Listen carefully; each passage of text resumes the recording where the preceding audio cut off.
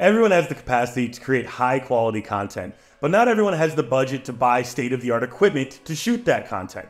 Hi, I'm Jacob Palmer from bestreviews.com, where we have rigorously tested 2 budget models of lavalier mics that will help you level up your career as a YouTube creator or influencer of any kind. Today, we're going to be going into detail about the Boya BY-XM6 S2 and the Saramonic Blink 500 T2. Before we dive into how they perform, first we're going to look into their cost and what comes with them. Both systems are almost identical with what's included. They both have 2 transmitters with built-in microphones, plus 2 classic lavalier microphones that can be plugged into them and used instead. 1 receiver comes with both as well.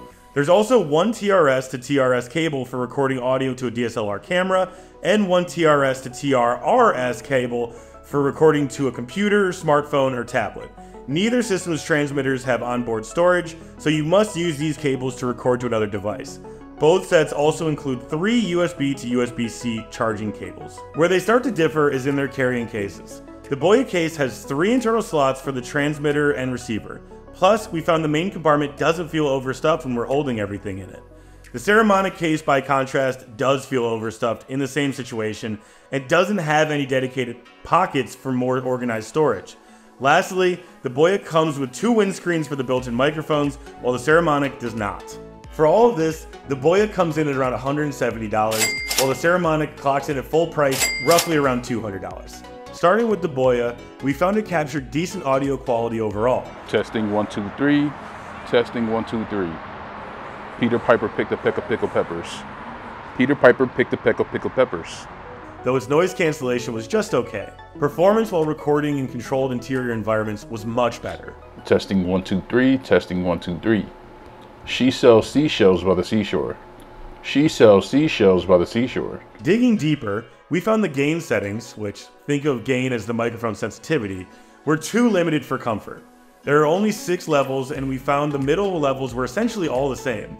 For more nuanced control, you'll need to use gain settings on the device you're recording to.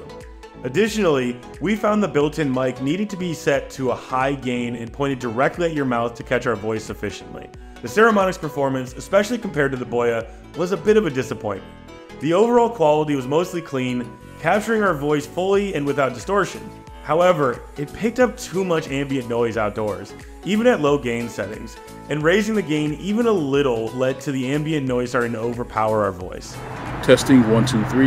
Testing 1 2 3. Peter Piper picked a peck of pickled peppers. Peter Piper picked a peck of pickled peppers. The Boya and the Saramonic do share a few small features. The transmitters and receivers are paired and ready for use out of the box, for example. The transmitters also have gain up-down buttons, and the receivers have a 3.5mm headphone jack to easily monitor the audio you're collecting. The Boya has a few extra features. Its transmitters each have a dedicated mute button, compared to the Saramonic only having a mute all button on its receiver. This is a major benefit since it gives you more control over what gets captured. The Boya transmitters and receivers also have screens on them that clearly show the battery life, signal strength, gain settings, and whether it's set to stereo or mono recording. Plus, it makes it much easier to adjust those settings. The Saramonic transmitters and receivers do not have screens, and most settings are communicated using a single LED light on them. This makes it cumbersome and difficult to check settings, and especially for quick checking important statuses like battery life and gain while you're shooting your content. You can memorize what the LED responses mean with enough time, patience, and studying of the manual, but it's no less frustrating at the end of the day. There's not much competition between the Boya and the Saramonic. The Boya has better features, better performance, and it comes in at a lower price tag and about $30 less. That doesn't make the Saramonic worthless though. If you run a podcast or only shoot interviews for documentary series indoors, for example, it still performs well enough to be considered if you can find it listed at a big discount. So there you have it. I'm Jacob Palmer from bestreviews.com, and we hope that this helps you simplify your purchasing decision. Give us a like if it did, hit the bell button below to never miss any of our content again, and share your thoughts below.